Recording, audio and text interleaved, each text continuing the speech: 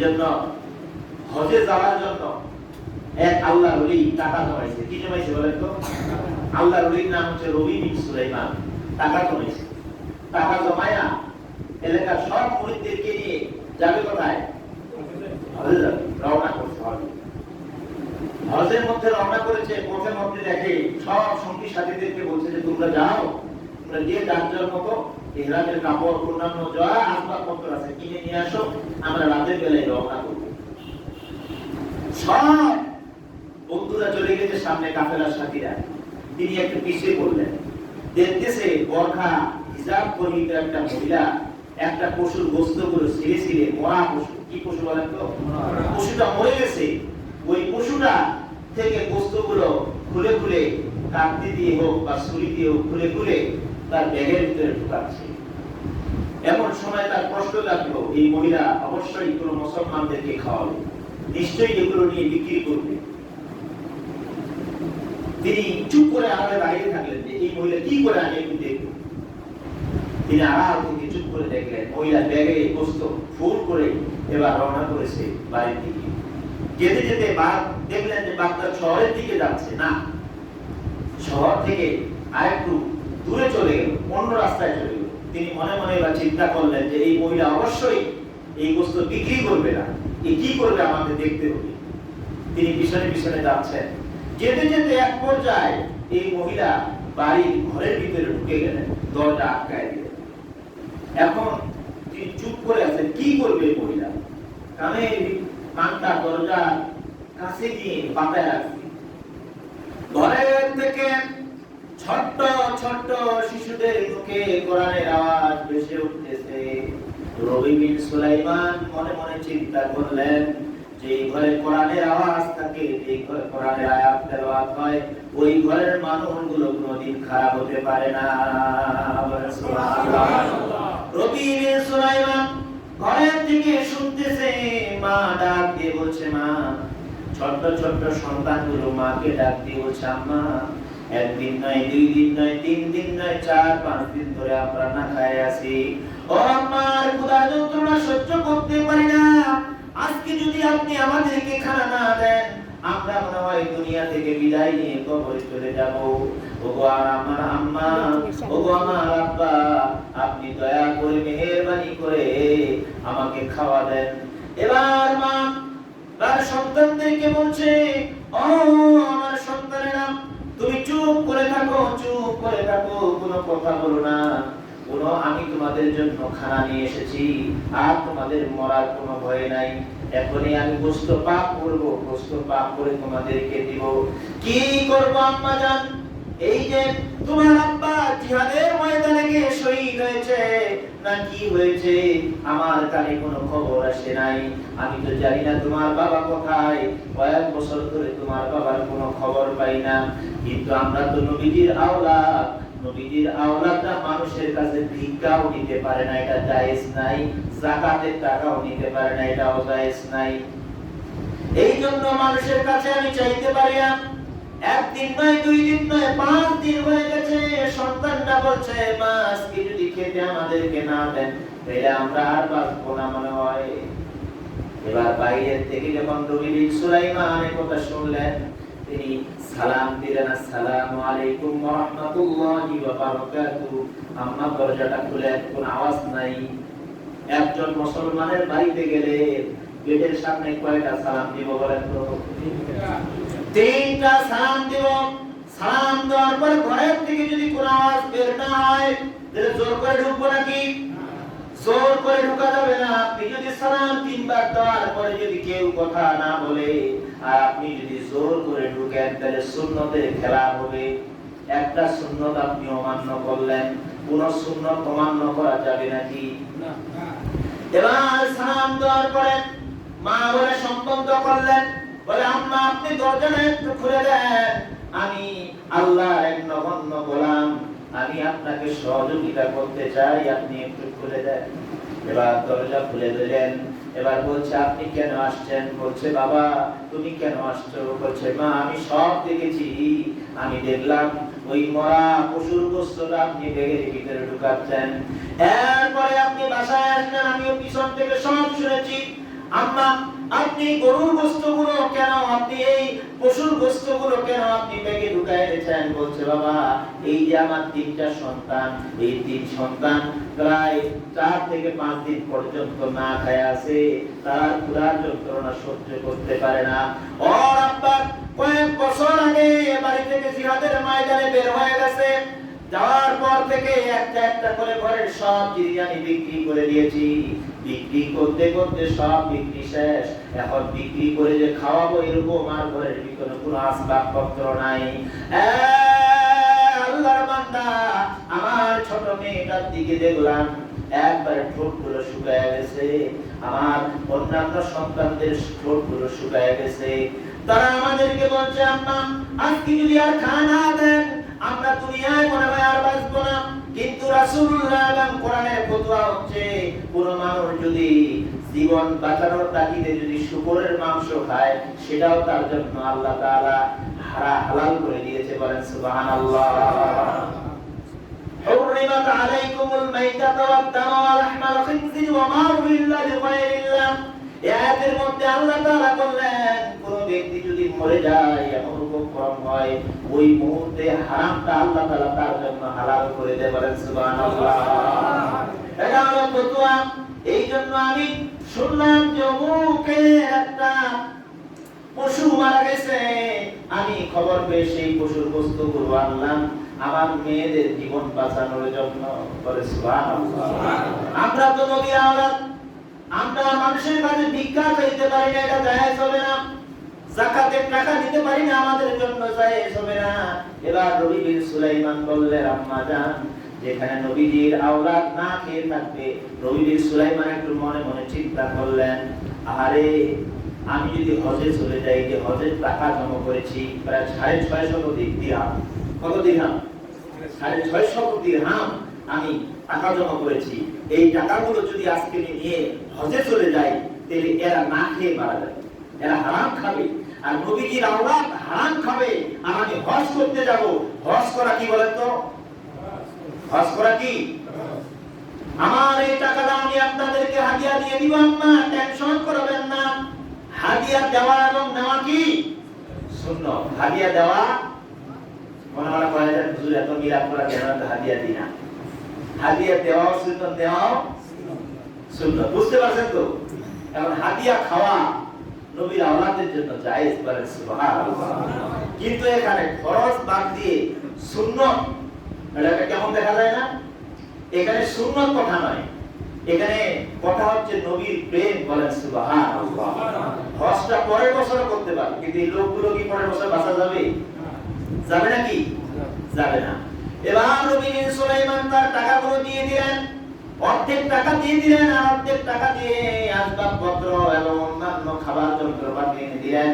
এবার খাবার আটা এনে দিলেন, গোশত এনে দিলেন, সন্তানদেরকে পাকায় দিলেন। বলছে মা এবার আমার আর হজে যাওয়া হবে না, আমার জন্য শুধু একটু দোয়া করবেন। বলেন সুবহানাল্লাহ। এবার কোন মেয়েটা আল্লাহর দরবারে সিজদায় পড়ে দোয়া করলো, রব্বুল আলামিন আমরা দোয়া করছি নবীর আওলাদ হয়ে আল্লাহ সেই মানুষটা হজের টাকাটা আমাদের জন্য দিয়ে দিলেন, এই কারণে হজ করতে পারলেন না, ওই বান্দাকে হজ না করায় তুমি মরণ দিও না। দ্বিতীয় মেয়েটা দোয়া করলেন, রব্বুল আলামিন যে মানুষটা নিজের টাকা না, নিজের টাকাগুলো আমাদেরকে দিয়ে দিলেন, এই জন্য হজে যাইতে পারলেন না, তিনি যতদিন দুনিয়ার জমিনে বেঁচে থাকবে ততদিন তুমি তাকে কোনো টাকার কষ্ট দিও না। বলেন সুবহানাল্লাহ। ছোট্ট মেয়েটা কথা বলতে পারে না, আলতো আলতো করে কথা বলে আল্লাহকে বলছে আল্লাহ সেই মানুষটি আমাদের টাকাগুলো আল্লাহ আমাদেরকে দিয়ে দিয়েছে, আমাদের জীবন বাঁচিয়েছে, ওই মানুষটাকে আল্লাহ যেই নবীজির কারণে, যেই নবীজির আওলাদ হওয়ার কারণে আমাদেরকে তার হজের টাকাটা আমাদেরকে হাদিয়া দিয়েছে, আল্লাহ ওই মানুষটাকে নবীজিকে না দেখায় তুমি মরণ দিও না। নবীজিকে না দেখায় মরণ দিয়ে চলে গেলেন। সব সঙ্গী সাথে হজে চলে গেছে, সে আর যাইতে পারে না, মনে মনে চিন্তা করতেছে। এটা কয়েকটা মত পার্থক্য আছে, মতবিরোধ আছে এই ইতিহাস সম্পর্কে।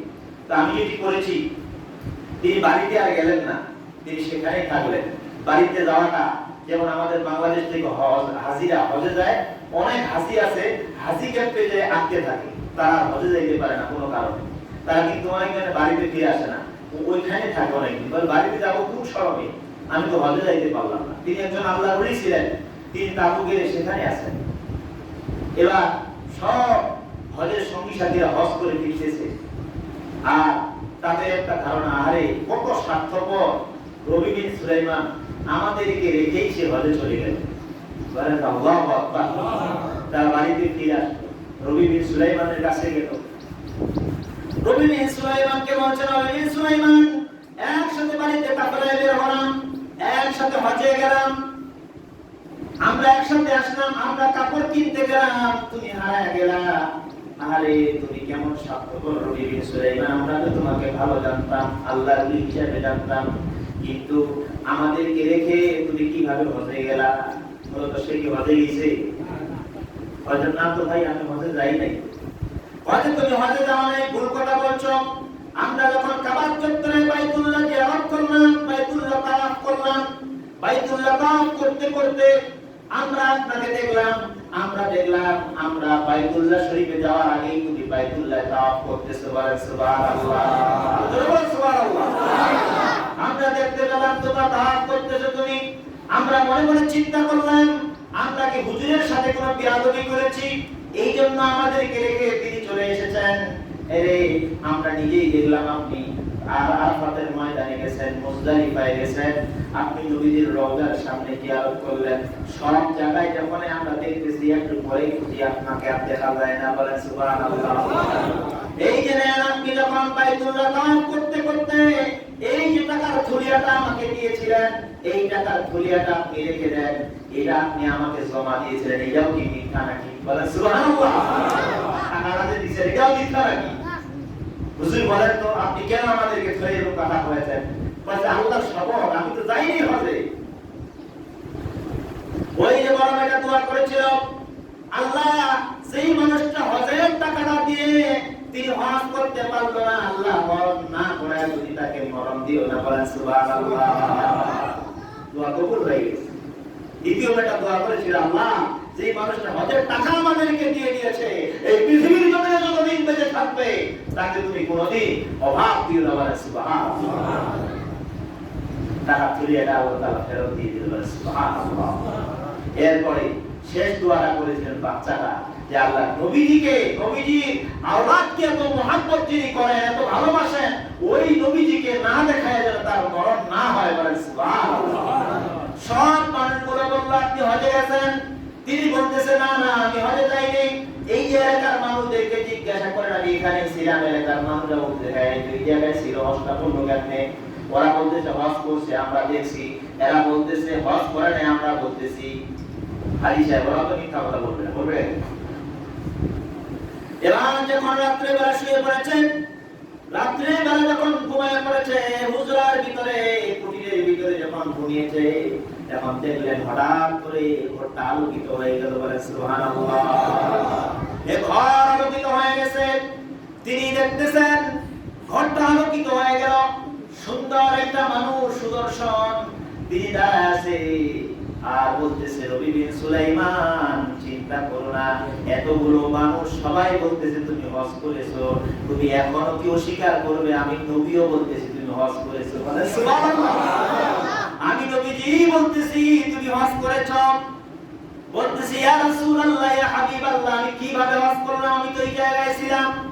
বলছে যখন তুমি নবীর আওলাদদেরকে ভালোবেসে টাকাগুলো দান করে দিয়েছো, তোমার দানটাকে আল্লাহ এত পছন্দ করেছে যে তোমার মতো একটা ফেরেশতা সৃষ্টি করে বাইতুল্লাহ এবং রওজা মুবারক এতে যে হজ পালন আছে, এই হজের যে কার্যক্রম আছে, তোমার মতো আল্লাহ রাব্বুল আলামিন একটা ফেরেশতা তৈরি করে হুবহু তোমার মতো আল্লাহ রাব্বুল আলামিন হজে পাঠিয়ে দিয়েছে। ওই ফেরেশতাই তোমার যত হজের কার্যক্রম আছে সবগুলো করে দিয়েছে। বলেন সুবহানাল্লাহ। রবি বিন সুলাইমান শুধু একবার হজ নয়, পৃথিবীতে যতদিন তুমি থাকবা, পৃথিবী যতদিন থাকবে, ওই ব্যক্তি তোমার নামে উমরা এবং হজ করতেই থাকবে। বলেন সুবহানাল্লাহ। হজ করতেই থাকবে। এরপর তুমি বিশ্বাস করো না, এই যে তুমি যে আমার আওলাদদেরকে মহব্বত করে হাদিয়া দিয়েছিলে, আমি নবীও তোমাকে হাদিয়া দিচ্ছি, বলেন সুবহানাল্লাহ। এবার আমার নবী হাদিয়া দিলেন। নবীজি হাদিয়া দেওয়ার পরে হঠাৎ করে তার ঘুম ভেঙে গেল। ঘুম থেকে জাগ্রত হয়ে দেখে আমার হাতে তরিটা এখনো আছে, আর ঘরের ভিতরে বেশ কম্বলের সেট তার নাকের ভিতরে আসতেছে। তরিয়াটা বের করে দেখলেন, আমি তো দান করেছিলাম রুবিয়া, কিন্তু আমি এখন দেখতেছি রূপার দিরহাম নয়, এগুলো হচ্ছে সোনার দিরহাম। বলেন সুবহানাল্লাহ। এই জন্য ভাই, কোন ব্যক্তি যদি খালেস নিয়তে আল্লাহর ঘরে দান করে, কোন এতিমকে দান করে, গরীবকে দান করে, যদি 1 টাকা দান করে, আল্লাহ নিয়ামত তাকে এমন বেশি বাড়ায় দিবে, এমন বেশি বাড়ায় দিবে, জিন্দেগিতে যেটা সে ভাবে নাই আল্লাহ তাআলা তার থেকে বেশি দিয়ে দিবে। বলে ঠিক না বেঠিক? এই জন্য আমি অনুরোধ করব, এই যে আপনাদের মসজিদ, এই যে আমার প্রাণ প্রিয় মসজিদ, আপনাদের সবাই এর পরিচার টুকরা মসজিদ, এই মসজিদটাতে দেখেন কি এলোমেলো অবস্থা, ঠিক না বেঠিক? এটা যদি আমরা সুন্দর করে টাইলস করি, আমরা বললে হয়ে যাবে, বলতে নাকি? হ্যাঁ, আমি আজকে বলতে দিই হয়ে গেল টাইলস নাকি মাস্টার সাহেব? দেখা করি মাস্টার সাহেব, দেখেন কত হাজার হাজার মসজিদ, আধুনিক মসজিদ হয়েছে আপনার গ্রামে, তাই বলে কি মসজিদটা সুন্দর করা যাবে না নাকি? আপনাদের হৃদয়ে এই মসজিদের ভালোবাসা যদি থাকে, আপনারা যদি হৃদয়ে এই মসজিদকে ভালোবাসেন, এই মসজিদটার সব কাজগুলো 1 বছরে কমপ্লিট করা যাবে না? নাই মনে হয় যাবে, কারণ 2-3 জন খালি কই, বাকিরা বলছে হ্যাঁ হুজুর ওয়াজে শুরু কইতে হয়, লাস্টে এসে টানে ব্যাপারে এইটার ব্যাপারে আমরা বিমুখ। এইটার ব্যাপারে কি বিমুখ? দেখেন, আপনারা হজে তো অবশ্যই যাবেন, অনেক দিন 10-12 বার হজে যায় না? অনেক গরিব দুঃখী অভাবী মানুষ আছে, যে মানুষগুলো খেতে পারে না, তাদেরকেও সহযোগিতা করতে হবে, পারবেন তো ইনশাআল্লাহ? আর আল্লাহর ঘরে আমরা বেশি বেশি দান করব, আর রাত থেকে আমরা খারাপ থাকবো, আমরা যেন সুন্দরভাবে সুষ্ঠুভাবে সমাজের মানুষগুলো একই সাথে একভাবে মিলেমিশে এক মসজিদে সুন্দরভাবে নামাজ আদায় করতে পারি। আল্লাহ রাব্বুল আলামিন আমাদের তৌফিক এনায়েত করুক। আমিন।